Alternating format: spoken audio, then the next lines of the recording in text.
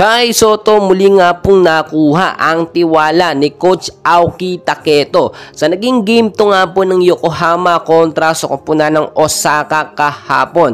And finally, tulad ng ating sinasabi, kapag hindi maganda ang previous game ni Kai Sotto, bigla po yung bumabawi sa next game, which is nangyari na nga po. Hindi masyadong magandang performance sa game 1 kontra sa Osaka, na foul at po si Kai.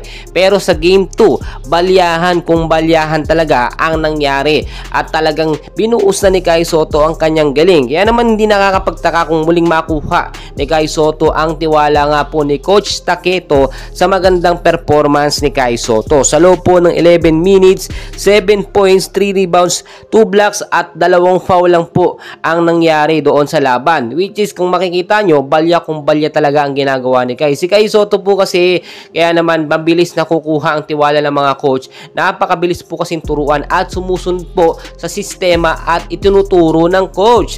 Especially kapag sinabing depensa ka lang, depensa ka lang. Kapag ka sinabing rebound, 3 rebound talaga yan si Kai Sotto. Pero alam nyo, marami din nagsasabi kung naging bakaw lang, no, or matakaw lang sa bola itong si Kai Sotto, for sure talagang makikita natin yung galing at pagiging halimaw ni Kaiju. Sa pagkakataong ito, nasa adjustment period pa rin naman si Kai Sotto. Hindi pa niya ganung gamay na gamay talaga ang mga kakampi niya dito sa Yokohama. Doon nakikita natin yung tandem ni Yuki at ni Kai Sotto, and so far so good. Napakaganda na po doon para kay Kai Sotto. Ine-expect natin sa next game na po ng Yokohama, no, ay mabibigyan ng mas mahabang playing time si Kai Sotto. Kung mabibigyan sana ng 20 to 25 minutes of playing time si Kai Sotto, especially kung ipapasok sa second half or sa mga last quarter ng game, ay doon talaga mas mailalabas ni Kai Sotto ang kanyang full potential.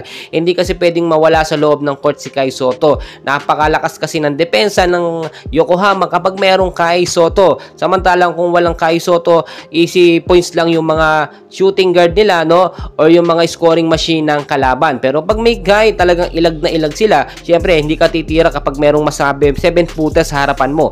For sure, supalpal lang or butata lang ang mangyayari. Which is sa naging laban kahapon, nakita nyo kung papaano talaga dinumina ni Kai Sotto, no, yung laban. Halos makontrol na nga ni Kai, no.